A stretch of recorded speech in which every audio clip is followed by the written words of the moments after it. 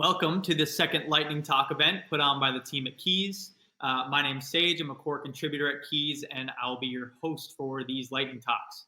The premise here is to give community members a 5-minute spotlight to talk about whatever they want in whatever medium they prefer. With these Lightning Talks, and ultimately KEEZ in general, we are trying to set up an environment where information and knowledge is constantly being shared and dispersed. Come and share because your words may spark inspiration in the minds of others and drive new innovation in the LUKSO ecosystem. We're aiming to do these weekly and to constantly switch times around so people in other time zones may be able to participate. These talks will be recorded and posted on our YouTube. If you're a presenter, don't be afraid to reach back out. If you don't want your talk published, that's fine. We can get you edited out as well. As always, feedback is welcome. If you have any opinions about how we may be able to do these better moving forward, don't hesitate to let us know. Quick disclaimer, people may choose to use this time to talk about a project they are working on or something they may have invested in. KEEZ does not directly endorse anything brought up in these chats, and as always, do your own research. We have 5 people scheduled to present today, myself, Zen, Heiko, Ethalorian, and the man himself, Florian from Common Ground. People are, if you're in the crowd today and feel inspired to come and talk, feel free to do so. Just request the mic or hit the chat and let me know, and we can get you in after those scheduled guests. If any questions come up too during the talks, we'll have a short section at the end of each presenter to answer some questions. It is currently pouring and storming here in PR right now, so we might actually get some lightning during these lightning talks, which I think that would be pretty interesting. I will get us kicked off today. My name is Sage, core contributor at KEEZ, and today I will be talking about non-financialized governance models and how they may be able to improve decision-making in DAOs. So decision-making in DAOs has traditionally been left up to individuals who have purchased or been randomly dropped a large sum of tokens. This mechanism does not consider the actual decision-making ability of these token holders. Why does having a large sum of capital prove that they'll be able to make decisions on, let's say, technical upgrades to a protocol on LUKSO? Or why does having tokens staked in a pool for an extended period of time insinuate that an individual is suited to make decisions on, again, something like protocol changes? This has created a situation where voters typically need help to properly assess a problem at hand and deliver a response that would be credible. Across the DAOscape, you usually see a handful of educated individuals forming proposals and guiding decision-making for the entire voting group. This is fine. However, in order to get the best outcomes possible, we need to optimize for the largest number of qualified decision makers. Now, how do you get to that point? One way is to use non-financialized token models to determine governance power. Examples of these models may include course completion verification. On Twitter, we saw Professor Lix hinting at a university for LUKSO information, right? Essentially offering courses around different LUKSO topics. So if that university were to offer non-transferable tokens that serve as verification for course completion of something like a LUKSO blockchain developer course, we would be able to verify that that individual at least has some sort of knowledge on developing in LUKSO. Another example might be DAO participation tokens, tokens that were earned through participation at various other DAOs that verify the work that was done there. And again, on LUKSO, because of our unique standards, we have the ability to update this metadata of this token and house the rich information about said experience. One last example would be reputation tracking models, tokens distributed through earned reputation in the community that is validated by peers. All 3 of these examples work to validate the experience, education, and ability of the individual holding them, which is a much better indicator of decision-making ability than simply having some capital.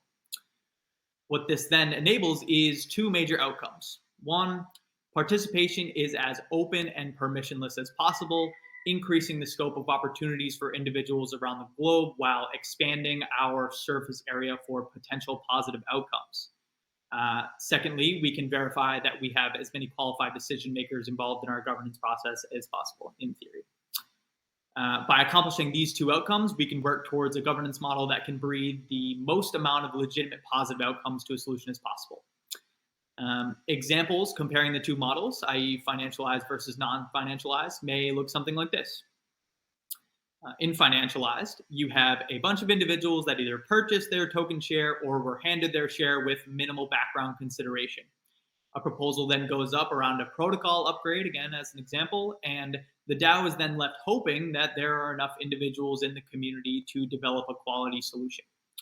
A couple pop their heads out, and the rest of the community has to almost blindly trust that these individuals know what they're talking about. In non-financialized systems, individuals are allocated governance power through means that verify their background and their ability. A proposal goes up around, again, protocol upgrades. And in an ideal case, you now have groups of individuals who have verifiably passed a course on the exact topic, have been involved in similar protocol upgrades, or have had peers verify that these individuals have the expertise to properly deliver a solution. This increases the surface area of potential quality decisions and, again, instills confidence in the other voters that they're voting for the correct decisions. We look forward to both helping build the web of verified contributors in KEEZ and around the LUKSO ecosystem, and cannot wait to try to test some of these theories as the KEEZ DAO begins to form. Next up, we have the man Zen from Canvasland. Hey guys, so I'm here today to speak about our NFT project. So the name of our project is actually called Land of Luminara, and it is an NFT series that's set in a fantasy realm where the forces of Luxan demons and Luxora angels clash. So this series explores the intricate balance between good and evil with the artifact Angel Eyes. Angel Eyes is served as a key to unlocking unique benefits such as celestial pets and other items. So there will be various exclusive drops just for Angel Eyes holders. And this artifact holds immense importance as it enables holders to participate actively and unleash their full potential within the land of Luminara. So we already done the first phase of the drop. So a lot of you probably have got the Angel Eyes. And Angel Eyes is actually an artifact to unlock the gate of Luminara to summon angels, demons, and other mystical creatures. And it has a max supply of 420.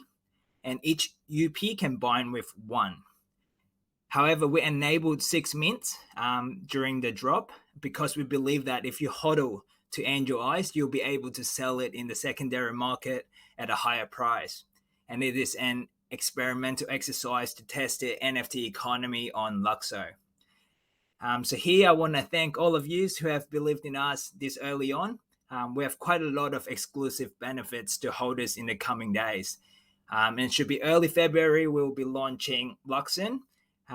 And so you'll be able to grant access of your Angel Eyes to our upcoming website. It's a futuristic machine to unlock the whitelist benefits in order to summon the Luxan demons to the LUKSO blockchain. So safeguard your Angel Eyes until the mint day and stay tuned as there will be random snapshots for your final eligibility. And a little bit of the roadmaps. So after all the drops, we will have our animated short film launching in late February or early March, around there. And the animation is called Feather. It's a prequel to the entire Land of Luminara series. The short film highlights the transformation of an angel turning into a demon. And also it's the beginning of the storyline of a more extensive saga of Luminara. So I want to talk a little bit more about Luxan since it's dropping soon. So Angel Eyes holders, you guys will be able to mint more than anyone else. So you'll be getting 3 mints at the mint, at the drop, at the start of the drop, and you'll be getting half price, so 2.22 Lux for your mint. And also we have our whitelist partners, NFT partners with MetaHeads, and community partners with Vinifid and Crypto Horse. So they all have some allocations of whitelist, and these whitelist partners they'll be getting 1 mint and at the same price at 2.22 lux. And afterwards, it will be the public mint all happening on the same day.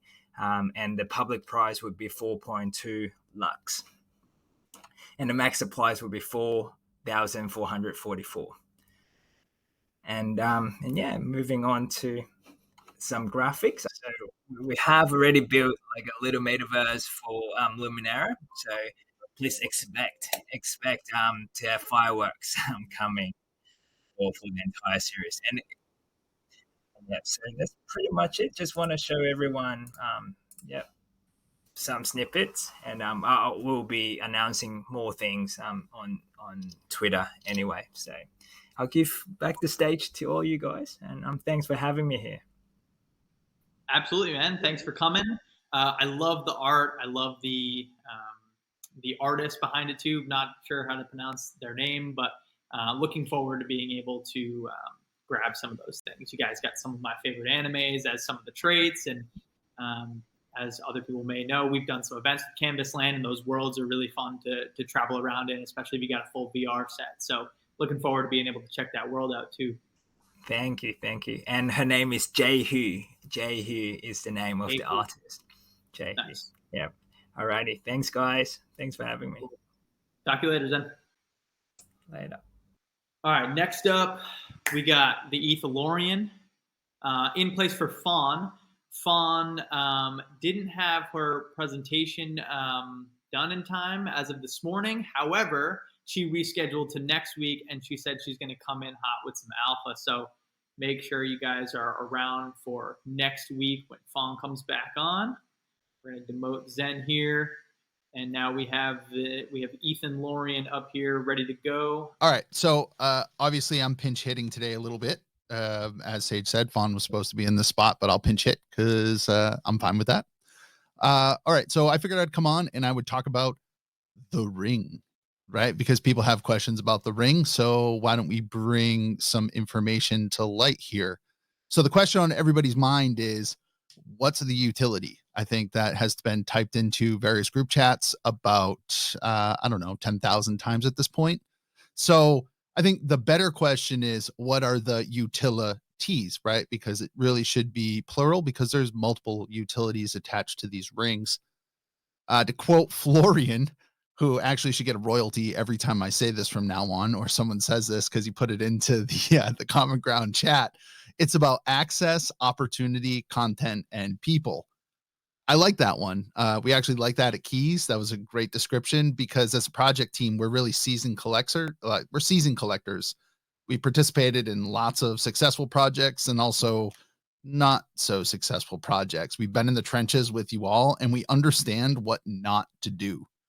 We've been working in this ecosystem for many years now, and we're curating the best possible experiences and people for the KEEZ community. With the ring, we're trying to constantly return this accrued value to the greater KEEZ community. Sometimes, like today with Leadfoot's drop and the Upturn Mint Pass, it'll be a whitelist spot. And, we're going to be intentional with the whitelist spot. So we're going to think about what's the best way to make it an equitable process for all of the holders of the ring. Sometimes it's going to be other utilities that honestly, you probably aren't even thinking of. The most important thing to understand is that, like, as a community and as a project, KEEZ, you can't put us in a box. So don't try to categorize us as in like, oh, the ring just does whitelists, or, oh, the ring just does this, because frankly, we're individuals. And just like you, we can't be put in boxes. We're unique, right? And we're going to be super adaptable to the market as it comes up. So like I said, just like you're unique and rare, we're unique and rare. So you got to treat us as such. That being said, the core contributor spots at KEEZ are fluid, right? That means the 9 decision makers currently involved with KEEZ, they're here because they decided to get involved and they decided to bring their energy to the project. And over time, they've earned a spot as a core contributor and decision maker in KEEZ. Core contributors are the driving decision makers behind the direction of KEEZ and then ultimately the utilities of the ring. If you feel that you should be a core contributor, then all that's required is becoming active in the KEEZ project. And then you can work to earn a spot in that core contributor group and then maybe drive the direction of the utility of these rings in a, I guess, in the way that you think is best. We're believers in a culture first approach to building. So we believe in get busy, get active, and that's how you demonstrate that you honestly should be part of that team. Sage said at the outset, we're not big believers in just like pay money, show up, and now you get a say. We think that this generalized core of Web3 should be more about participating, right? And I realize that spending money sometimes is participating, but in the case of KEEZ, when it was founded, and this goes back to early 2021, we really wanted to accomplish the mission of fostering positive network effect for LUKSO. Network effect means projects and users, right? It means builders, it means creators, it means all types of people. It really encompasses this entire community. It's never been possible until right now to talk to really an audience of users of the LUKSO ecosystem, because LUKSO didn't even go live in a usable way until very recently. So now we're like in the sweet spot, friends. So this talk started out as the ring, meaning there's going to be lots of things that we're going to do for the ring, but we're going to constantly return value to the holders of the ring because we see you as key members in this ecosystem, because you're early believers in what KEEZ is supposed to do. The second part that I added was, just because you started as someone who bought a ring does not mean that you can't be a core contributor someday. In fact, we'd love that. We'd love if core contributors popped out from the community. So if you're really passionate about driving value to these rings, to LUKSO in general, and then obviously to the KEEZ project, then ping the chat, the general chat, ping Sage, and join the culture. Ooh, look at that, right in at 5 minutes. Okay, let me check the chat, see if there's anything in there. Not a whole lot of questions. Perfect. Seems like Dominic may be wondering where you got your mic from. But I'm not talking on a mic. I'm literally living rent free in your head, Dominic, just so you know. Whoa. A couple random things I'd like to, well, Eth, you got something to say? Finish it up? Nope, got nothing. I just appreciate being allowed to pinch hit. Absolutely. I appreciate you coming to pinch hit, right? Everybody's got to be ready when the time comes. Ultimately, I think there's a few use cases of the core contributors. One is like relates directly to my lightning talk earlier of if we have people just buying our ring and then start making decisions around KEEZ, that's not optimal. But as of right now, we know that the 9 people that are directing most of the decision making behind KEEZ are there every day, working, know the ins and outs, and are putting the time in to be able to make the quality decisions, right? And again, that's not to say that providing financial value is not contributing, right? It most certainly is. So there's definitely room for both along the process. But well said, Eth. I appreciate the pinch hitting. Florian, how are you, man? Hi, everybody. Doing well. How are you? Okay, so I try to condense sort of common ground in a nutshell in 5 minutes, and here we go. So I want to talk about the state of online collaboration today for a minute. We think online communities today are suffering. They are being held hostage by essentially Web 2 platforms, which don't fundamentally cater to the full potential of communities. Obviously, there's a lot of fragmentation as well, and it's really hard to stay sort of on top of what a given online community is actually doing, because they publish stuff on various platforms. That's sort of how we look at the sort of online communication landscape today for communities. There's obviously Reddit, there's Discord, there's Telegram, and they all fall into sort of slightly different buckets, but none of them really brings together what we believe is sort of necessary to move communities onto this sort of new level that's possible. That's sort of based on cooperation, collective work, and also, a model where it's easy to discover and easy to join and contribute to a community. Each of these existing Web 2 tools sort of suffers from one or more sort of deficiencies, all ultimately based on the fact that they are, firmly rooted in this Web 2 model of ownership and this Web 2 model of sort of how we interact online. We think sort of bringing Web3 into the mix here as a product can fundamentally change the equation here.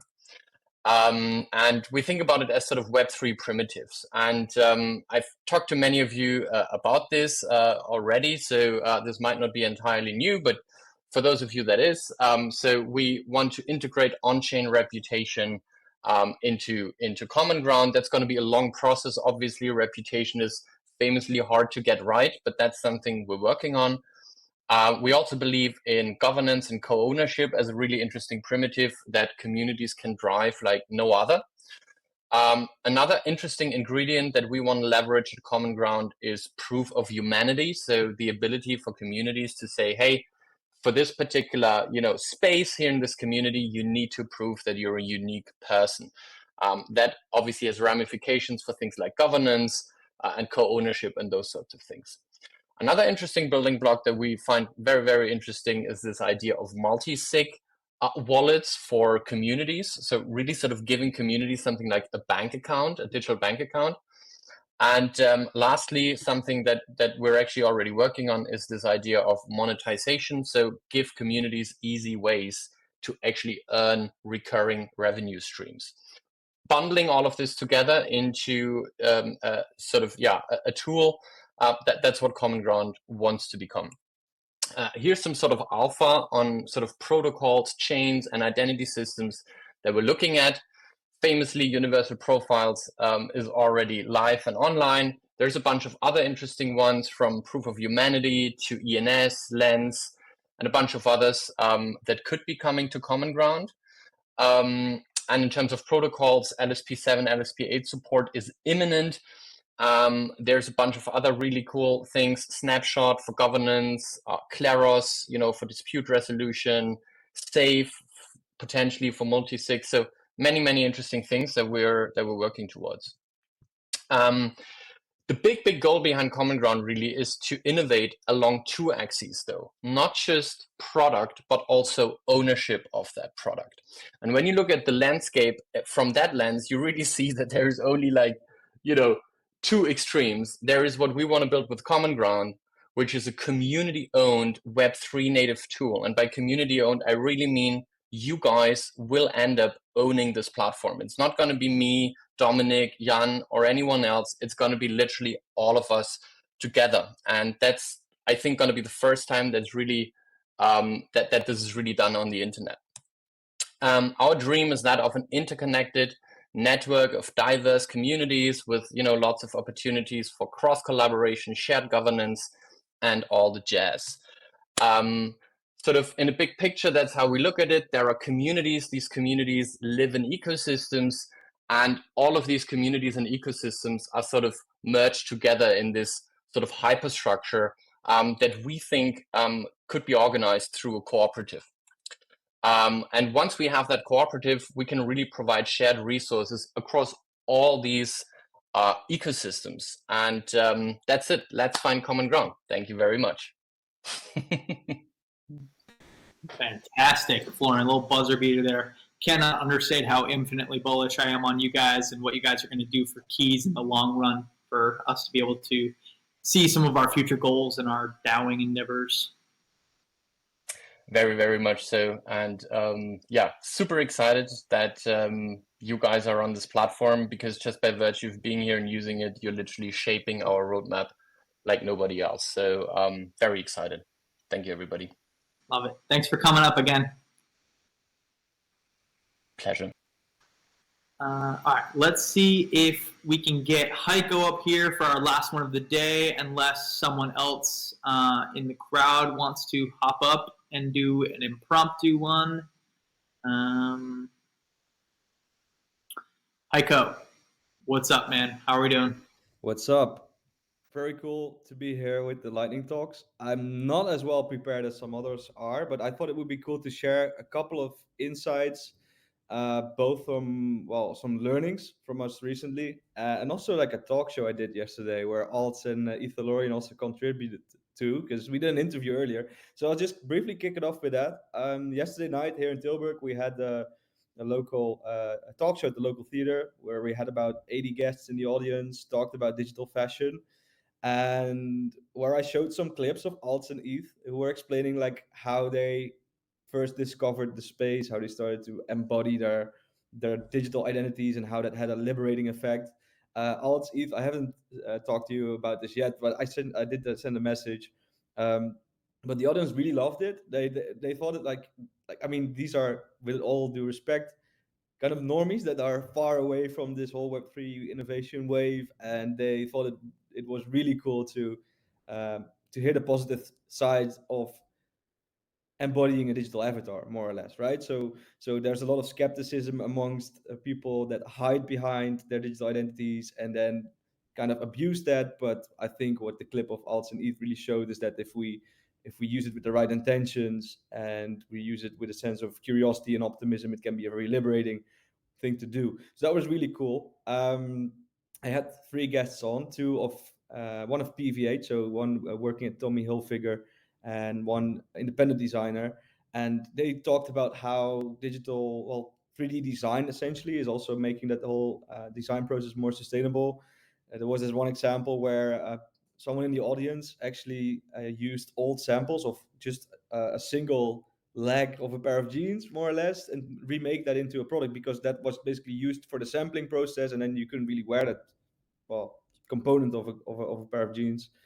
So that was really cool to see that can be prevented with digital technologies. We talked a bit about AI, generative design. We didn't really talk about the carbon footprint of AI, which is a discussion I think we maybe should have at some point. But what was really cool to see from the panelists is that they believe that the digital domain is a new environment in which we can express ourselves, and we owe it to ourselves to maintain a safe environment in which we feel free to express ourselves in a way that it's an extension of our identities, and that it's kind of also contributing to an overall nice space. And I think that's kind of cool. That taps into the Web3 space. That we all share this responsibility to have a set of rules and norms and values. And I think that's what we're all building every day here, also with this. So that was really nice. The three main takeaways from digital fashion. It's about to become mainstream. Everyone can become a designer. We will see virtual wardrobes on socials, and we will see new business models. So we will see these make-to-order processes where you buy the digitals first and then the physicals come later. I think that's really promising, and that was just a really cool experience. And then for us, for Candour.Digital, looking back at our launch in September, we had so much publicity. Our local city actually awarded us this impact award, which was really cool. It's like impact maker of the quarter, and it wouldn't have been possible without the support from LUKSO and from the community here. So it's been great, but now we kind of got into a situation where it's hard to point the finger at what business value we are exactly delivering. So we're taking a small step back, writing a plan, doing more customer interviews, and trying to find that niche of users and brands that are willing to invest in this. So New Optimist right now, we see it as more or less the Tesla case. We will have to be creative to fund it, but we try to keep pushing new features there and reach more people. For our business, it's kind of this difficult situation where we see that with one leg, one foot we're in Web 2 and one foot we want to be in Web 3. There will be a split there at some point where the Web 3 vision will be pushed by a foundation. And that's what we're working on behind the scenes. That's also why our DMs are open for anyone who has cool ideas about that, because that's something I won't be doing myself, because I will be responsible for running the business. But I think we need to have synergy with a foundation. Eventually, I also kind of want to give a foundation the governance of the company so that we can provide the mission and vision. But those are some things that we are working on. So it's been an interesting couple of months. The market is preparing for regulation. It's coming, but it's still a slow and tedious process.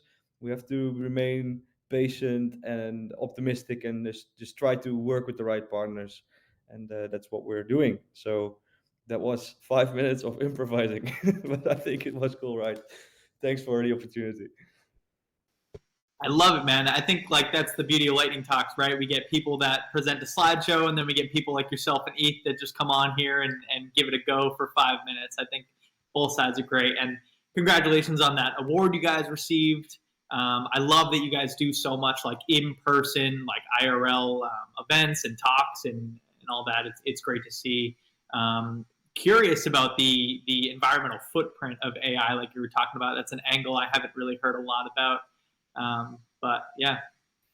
Yeah, maybe we can have a different discussion that someday, but it's about this computing power, of course, that it takes. And I think we also saw that with Bitcoin first, right? Proof of work, and now we have proof of stake. I think we'll see similar things in AI at some point where computing power can become more efficient. But it's an interesting discussion, especially if you talk in front of a sustainability-minded audience. Then it's always, yeah. Thanks. Absolutely. Thanks for coming. Glad we can make those technical difficulties work too. Okay, cool. So that was our last official guest for today. If anyone else would like to come up and do a quick 5 minutes, feel free to request. If not, I'll give us a nice little outro here. As of right now, we're planning to do the next lightning talk next Wednesday. Well, we're still up in the air between Wednesday and Tuesday because we need the man Rob G there to be able to record, but we're thinking more around like the 6 p.m. Eastern time to accommodate for some people over in different time zones. As of right now, we have 3 guests for next week. One being Marcus over at Musta, I think is the new name that they changed, but it was Meta Yacht prior, has designed some of the pink pill sets for some of our videos on our YouTube. He'll be coming on to chat. We'll have Fawn there. Giving some alpha about DMAT, which I'm assuming that is going to be a can't miss kind of event. And then we also have Repeater, who is a new artist that has just found the LUKSO ecosystem as of a couple weeks ago, located in Australia, and he'll be coming on to chats about some of his street art, some of the art that he might be putting out on LUKSO. So extremely looking forward to hearing all of those next week. And we look forward to seeing you next week.